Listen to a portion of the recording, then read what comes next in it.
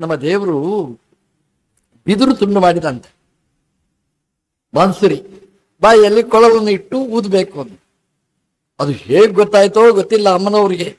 ಅಲ್ಲಿಂದ ದಡ ಅಂತ ಇಳಿದುಕೊಂಡು ಬಂದ್ರಂತೆ, ಆ ಬಿದಿರಿನಲ್ಲಿ ಸೇರಿಕೊಂಡ್ರಂತೆ. ಕೇಳಿದ್ರಂತೆ, ಅಮ್ಮ ನೀವ್ಯಾಕೆ ಬಂದು ಕೂತ್ರಿ? ನಮ್ಮ ಯಜಮಾನರ ತುಟಿ ಮುಟ್ಲಿಕ್ಕೆ ನನಗೆ ಮಾತ್ರ ಅಧಿಕಾರ, ಒಂದು ಬಿದಿರಿಗೂ ಮುಟ್ಲಿಕ್ಕೆ ಬಿಡ್ಲಿಲ್ಲ ಅಂತಂದ್ರೆ ಲಕ್ಷ್ಮೀದೇವಿ ಇನ್ನೊಬ್ಬರಿಗೆ ಬಿಡ್ತಾರ? ಹಾಗಾಗಿ ಎಲ್ಲ ಕಡೆ ಲಕ್ಷ್ಮೀದೇವಿಯ ಸನ್ನಿಧಾನ ಅಂತೆ. ಛತ್ರ ಚಾಮರ ಎಲ್ಲದರಲ್ಲಿಯೂ ಲಕ್ಷ್ಮೀದೇವಿ ಸದಾ ಸನ್ನಿಹಿತಳಾಗಿರ್ತಾರೆ. ಪೂಜೆಯ ವಸ್ತುಗಳು ಏನಿದ್ರೂ ಕೂಡ ಲಕ್ಷ್ಮೀದೇವಿಯ ಸನ್ನಿಧಾನ ಎಷ್ಟು ಅಂತಂದ್ರೆ, ನಾವು ದೇವರಿಗೆ ಮಂಗಳಾರತಿ ಮಾಡೋಣ ಅಂತಂದ್ರೆ ಅಮ್ಮನವರು ಬಿಡ್ತಾರ? ಆರತಿಯನ್ನು ಶಂಖಕ್ಕೆ ಮುಟ್ಟಿಸಿ ಅಲ್ಲಿ ಲಕ್ಷ್ಮೀದೇವಿ ಇದ್ದಾಳೆ ಅಂತ ಅನುಸಂಧಾನ ಮಾಡಿ, ನಾನೆಲ್ಲ ಪೂಜೆ ಮಾಡೋದು, ಅಮ್ಮನವರೇ ಮಂಗಳಾರತಿ ಮಾಡ್ತಾರೆ ಅಂತ ಅನುಸಂಧಾನ ಮಾಡ್ತೇವೆ. ಎಲ್ಲಿಯೂ ಯಜಮಾನರ ಸೇವೆ ಮಾಡ್ಲಿಕ್ಕೆ ಇನ್ನೊಬ್ಬರಿಗೆ ಅವಕಾಶವನ್ನು ಕೊಡುವುದಿಲ್ಲ. ಹೀಗಿರುವಾಗ ಇನ್ನೊಬ್ಬರ ಕೈ ಹಿಡ್ಲಿಕ್ಕೆ ಬಿಡ್ತಾಳ ಲಕ್ಷ್ಮೀದೇವಿ? ಗೋಪಿಕೆಯರಲ್ಲಿ, ಎಲ್ಲ ರಾಜಕುಮಾರಿಯರಲ್ಲಿ, ಮಹಿಷಿಯರಲ್ಲಿ ತುಂಬಿದವಳು ಲಕ್ಷ್ಮೀದೇವಿ. ಯಾರ ವಿವಾಹ ಆಯಿತು?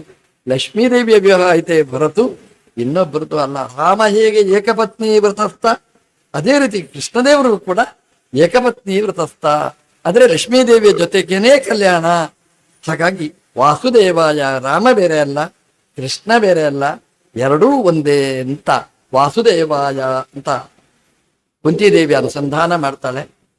ದೇವಕಿ ನಂದನಾಯಚ, ಏನು ಭಾಗ್ಯ ನೋಡಿ ದೇವಕಿ. ಸಚ್ಚಿದಾನಂದಮಯನಾದ ದೇವರು ದೇವಕಿಯ ಗರ್ಭದಲ್ಲಿ 7.5 ವರ್ಷ 7.5 ತಿಂಗಳು ಇದ್ದ ಅಂತಂದ್ರೆ ಎಂತಹ ಭಾಗ್ಯ, ಎಂತಹ ಭಾಗ್ಯ. ಎಷ್ಟು ತಪಸ್ಸು ಮಾಡಿದ್ದಾಳೆ. ಯಾಕೆ ಅಲ್ಲಿ ಕೂತ ಅಂತಂದ್ರೆ ಒಂದೇ ಕಾರಣ, ಶಾಸ್ತ್ರ ಭಾಗವತ ಹೇಳುತ್ತೆ. ಯಾವಾಗ ನೋಡಿದ್ರು ಅವಳ ಬಾಯಲ್ಲಿ ದೇವರ ನಾಮ ಸ್ಮರಣೆ. ದೇವರನ್ನು ಸ್ಮರಣೆ ಮಾಡದಿದ್ದ ಗೊತ್ತೇ ಇರಲಿಲ್ಲ.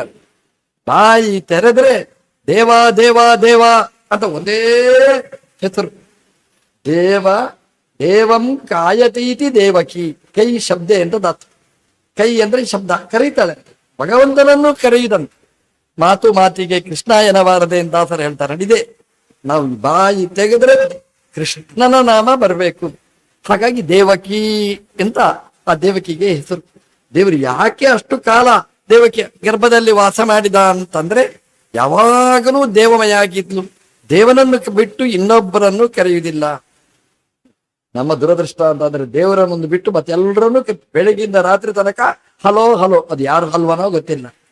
ಅದನ್ನು ಬಿಟ್ಟು ಕೃಷ್ಣ ಕೃಷ್ಣ ಅಂತ ಕರಿಬಾರ್ದ? ದೇವಕಿ ದೇವರನ್ನು ಬಿಟ್ಟು ಯಾರನ್ನೂ ಕರಿತಿರ್ಲಿಲ್ಲ. ಬಾಯಿ ತೆಗೆದ್ರೆ ಹರೇ ಕೃಷ್ಣ ಅಷ್ಟೇ ಶಬ್ದಗಳು ಬರ್ತಿತ್ತಂತೆ. ಹಾಗಾಗಿ ನಮ್ಮ ದೇವರು ದೇವಕಿಯ ಗರ್ಭದಲ್ಲಿ ಕೂತು ದೇವಕಿ ನಂದನಾಯಚ, ದೇವಕಿಗೆ ಆನಂದವನ್ನು ಕೊಟ್ಟ ದೇವರು ಕೃಷ್ಣ. ದೇವಕಿ ಪರಮಾನಂದ, ದೇವಕಿಗೆ ಪರಮಾನಂದವನ್ನು ಕೊಟ್ಟ ದೇವರು.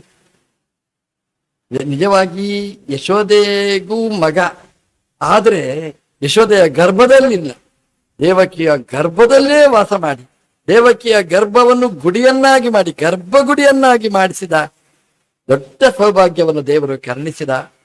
ದೇವಕಿ ನಂದನಾಯಚ, ದೇವಕಿಗೆ ಆನಂದವನ್ನು ಕೊಟ್ಟವರು ದೇವರು. ದೇವರದ್ದು ಹೇಗಿದೆ ವ್ಯವಸ್ಥೆ ಅಂತಂದ್ರೆ, ದೇವಕಿ ಹತ್ರ ಇದ್ದ ದೇವರು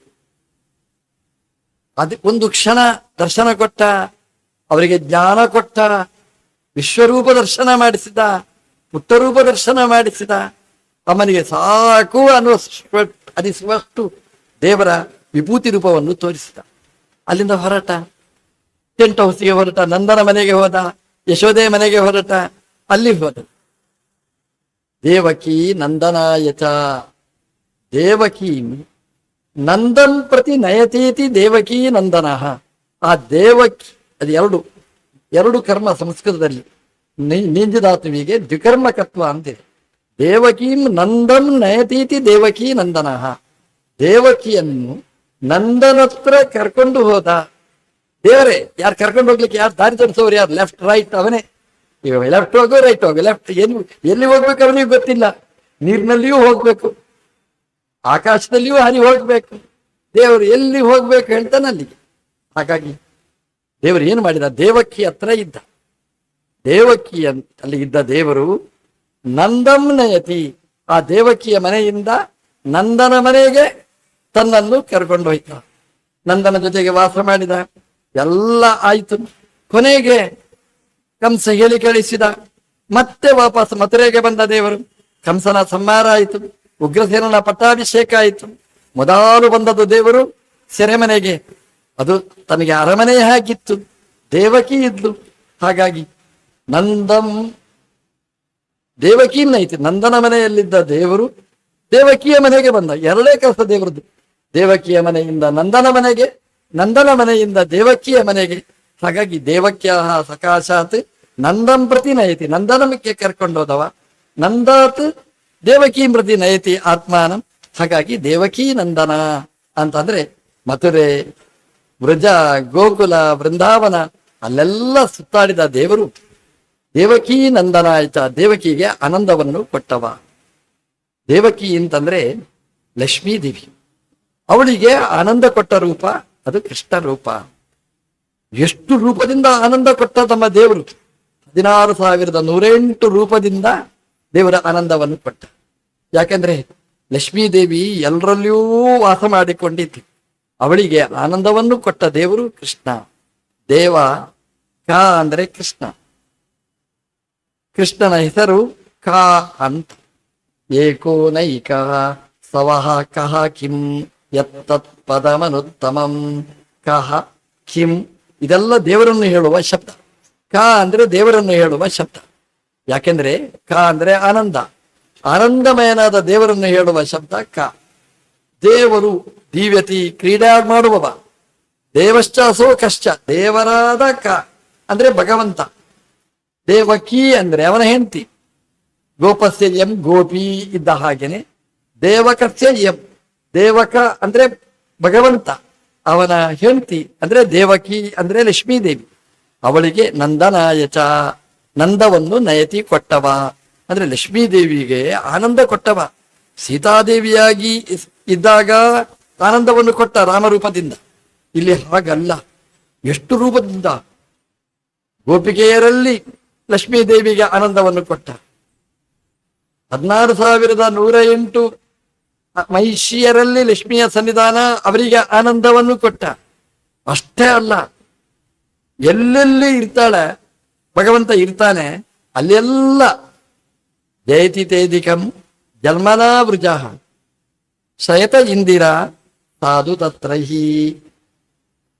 ಆ ದೇವರು ಎಲ್ಲಿ ಬಂದಿದ್ದಾನೆ ಅದು ಗೋಪಿಗೆಯರು ವರ್ಣನೆ ಮಾಡ್ತಾರೆ, ಗೋಪಿಗೀತೆಯಲ್ಲಿ ಹೇಳ್ತಾರೆ ಜಯತಿ ತೇದಿಕಂ. ಅದು ಅಧಿಕ ಅಧಿಕ ಮಾಸ ಅಲ್ಲ, ಅಧಿಕ ದೇಶ ಅದು. ಜಯತಿ ತೇದಿಕಂ ಜನ್ಮನಾ ವೃಜ, ನಿನ್ನ ಜನ್ಮದಿಂದಾಗಿ ನೀನು ಅವತಾರ ಮಾಡಿದ್ರಿಂದ ಈ ವೃಜಭೂಮಿ ಅದು ಜಯತಿ. ಯಾಕೆ ಗೊತ್ತಾ? ಸಯತ ಇಂದಿರಾ ಸಾಧು ತತ್ರಹಿ, ಲಕ್ಷ್ಮೀದೇವಿ ಅಲ್ಲಿ ವಾಸ ಮಾಡಿಕೊಂಡಿದ್ದಾಳಂತೆ. ಇಂದಿರಾ ಅಂತಂದ್ರೆ ಇಂದಿಂ ರಾತಿ, ಸಂಪತ್ತನ್ನು ಕೊಡುವ ಲಕ್ಷ್ಮೀದೇವಿ ಅಲ್ಲಿ ವಾಸ ಮಾಡಿಕೊಂಡಿದ್ದಾಳೆ. ಇಂದಿರಾ ತತ್ರ ವಸತಿ ಅಂದ್ರೆ ದೇವರು ಎಲ್ಲಿ ಇರ್ತಾನೆ ಅಲ್ಲೆಲ್ಲ ಕಡೆ ಲಕ್ಷ್ಮಿ ಬರ್ತಾಳಂತೆ. ಹಾಗಾಗಿ ಶಯತ ಇಂದಿರಾ ಗೋಪಿಗೆಯರು ಹೇಳ್ತಾರೆ ಅಲ್ಲಿ ಲಕ್ಷ್ಮೀದೇವಿ ಇರ್ತಾಳೆ. ದೇವಕಿ ಅಂದ್ರೆ ಇಂದಿರಾ ಲಕ್ಷ್ಮೀದೇವಿ, ಅವಳಿಗೆ ನಂದಂ ನಯತಿ, ನಂದನ ಅಂದ್ರೆ ಆನಂದವನ್ನು ಕೊಡುವ ದೇವರು ಕೃಷ್ಣ. ದೇವಕಿ ನಂದನಾಯಚ. ಲಕ್ಷ್ಮೀದೇವಿಗೆ ದೇವಕಿ ಅಂತ ಹೆಸರು. ಯಾಕೆಂದ್ರೆ ದೇವರ ಕೀ ಇರುವುದೇ ಅವಳ ಹತ್ರ. ದೇವರು ಎಲ್ಲೇ ಆದ್ರೂ ಬರ್ಬೇಕಾದ್ರೆ ಅವಳು ಬರ್ಬೇಕು, ಕೀ ಓಪನ್ ಮಾಡಿದ್ರೆ ಬರ್ತಾನೆ. ದೇವಕಿ ಅಂದ್ರೆ ದೇವರಿಗೆ ಸಂಬಂಧಪಟ್ಟವಳು ಲಕ್ಷ್ಮೀದೇವಿ, ವೇದಾಭಿಮಾನಿನಿಯಾಗಿ ಅವಳಿಗೆ ಆನಂದವನ್ನು ಕೊಟ್ಟವ ಕೃಷ್ಣ. ದೇವಕಿ ಅಂತಂದ್ರೆ ದ್ರೌಪದಿ ದೇವಿ, ಅವಳಿಗೆ ಆನಂದವನ್ನು ಕೊಟ್ಟವ. ಹೇಗೆ ಅಂತಂದ್ರೆ ನಿಜವಾಗಿ ಯುದ್ಧದಲ್ಲಿ ದ್ರೌಪದಿ ದೇವಿಗೆ ಅನ್ಯಾಯ ಆಗಿದೆ. ಯಾಕೆ ಅಂತಂದ್ರೆ 5 ಜನ ಮಕ್ಕಳನ್ನು ಕಳ್ಕೊಂಡವಳು. ಟೆಂಟ್ನಲ್ಲಿ 5 ಜನ, ಆ ದುರ್ಯೋಧನ ಪ್ರೇರಣೆಯ ದುರ್ಯೋಧನ ಪ್ರೀತ್ಯರ್ಥಂ ಅಂತ ಅಶ್ವತ್ಥಾಮಾಚಾರ್ಯರು ಆ ಟೆಂಟಿನೊಳಗೆ ಪ್ರವೇಶ ಮಾಡಿ 5 ತಲೆ ಕಡಿದ್ರು. ದ್ರೌಪದಿ ದೇವಿಯ ಮಕ್ಕಳ 5 ತಲೆಯನ್ನು ಕಡಿದ್ರು, ಹಿಡ್ಕೊಂಡು ಬಂದರು, ದುರ್ಯೋಧನಿಗೆ ಒಪ್ಪಿಸಿದ್ರು. ರೆಡ್ ಹ್ಯಾಂಡ್ ಆಗಿ ಅವರನ್ನು ಹಿಡಿದು ದ್ರೌಪದಿ ದೇವಿಯರ ಹತ್ರ ತಂದು ನಿಲ್ಲಿಸಿತು. ದ್ರೌಪದಿ ದೇವಿ ಎದುರು ನಿಲ್ಲಿಸಿ ಹೇಳಿದ್ರು, ನೋಡು, ನಿನ್ನ ಮಕ್ಕಳ ತಲೆಯನ್ನು ಕಡಿದ ಕೈ ಇದು ರೆಡ್ ಹ್ಯಾಂಡ್ ಆಗಿ ಸಿಕ್ಕಿದೆ, ಏನ್ ಮಾಡ್ಬೇಕಮ್ಮ ದ್ರೌಪದಿ? ತಲೆ ಕಡಿತೇನೆ ಅಂತ ಅರ್ಜುನ ಹೇಳಿದ್ರೆ, ಕೃಷ್ಣದೇವರು ಹೇಳಿದ್ರೆ, ಆ ದ್ರೌಪದಿ ದೇವಿ ಏನ್ ಹೇಳ್ತಾಳೆ ಗೊತ್ತಾ? ಅದಕ್ಕೆ ಅವಳು ಗ್ರೇಟ್ ಅಂತ ಹೇಳೋದು.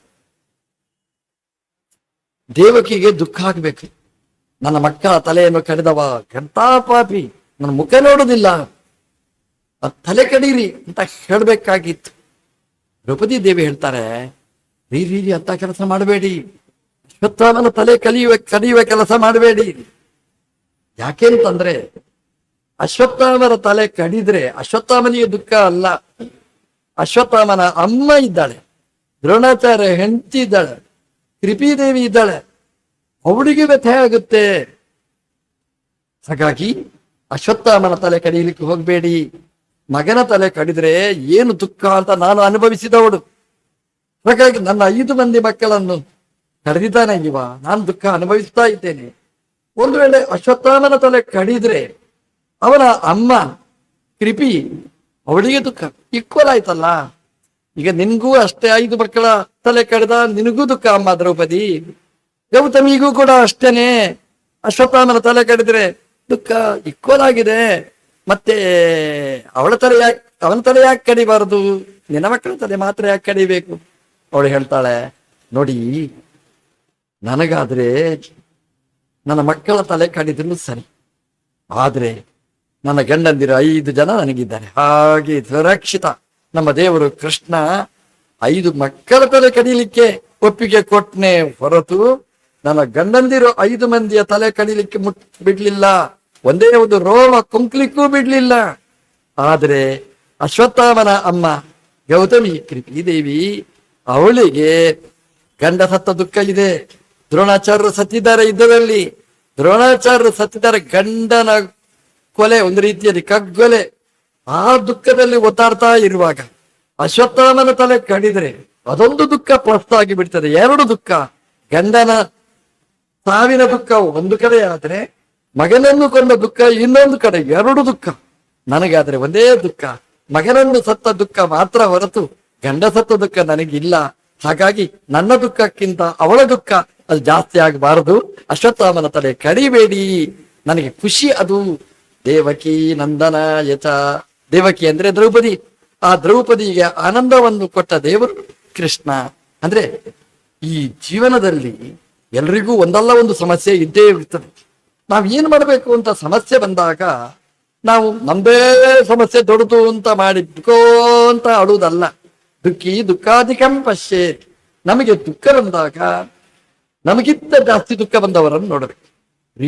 ಅವರ ದುಃಖದ ಮುಂದೆ ನನ್ನ ದುಃಖ ಏನು? ನಥಿಂಗ್, ಏನೂ ಅಲ್ಲ. ದ್ರೌಪದಿ ದೇವಿಯ ಚಿಂತನೆ ಹಾಗೆ, ನನ್ನ ದುಃಖ ಅದು ಚಿಕ್ಕದು, ಅವಳ ದುಃಖ, ಗಂಡ ಸತ್ತ ದುಃಖ, ಮಗ ಸತ್ತ ದುಃಖ ದೊಡ್ಡದು. ಹಾಗಾಗಿ ನನಗೆ ಹೀಗೆ ಇರ್ಲಿ, ಅಶ್ವತ್ಥಾಮನನ್ನು ಕೊಲ್ಲೋದು ಬೇಡ ಅಂತ ಅವಳಿಗೆ ಮಗ ಉಳಿದಿದ್ದಾನೆ, ನನಗೆ ಗಂಡಂದಿರು ಉಳಿದಿದ್ದಾರೆ, ಹಾಗೆ ಇಬ್ಬರಿಗೂ ಆನಂದ. ಹಾಗಾಗಿ ಇದ್ದದ್ರಲ್ಲಿ ಆನಂದವನ್ನು ಹೇಗೆ ಅನುಭವಿಸಬೇಕು ಅಂತ ತೋರಿಸಿಕೊಟ್ಟ ದೊಡ್ಡ ಮಾತೆ ದ್ರೌಪದಿ ದೇವಿ. ಆ ದೇವಕಿಗೆ ನಂದನ ಕೊಟ್ಟವ. ದಿನ ಈ ಕಥೆಯನ್ನು ನಾವು ನೆನಪಿಸಿಕೊಳ್ಬೇಕಂತೆ. ದಿನ ಒಂದಲ್ಲ ಒಂದು ಪ್ರಾಬ್ಲಮ್ ನಮ್ಮ ಜೀವನದಲ್ಲಿ ಬಂದೇ ಬರ್ತದೆ.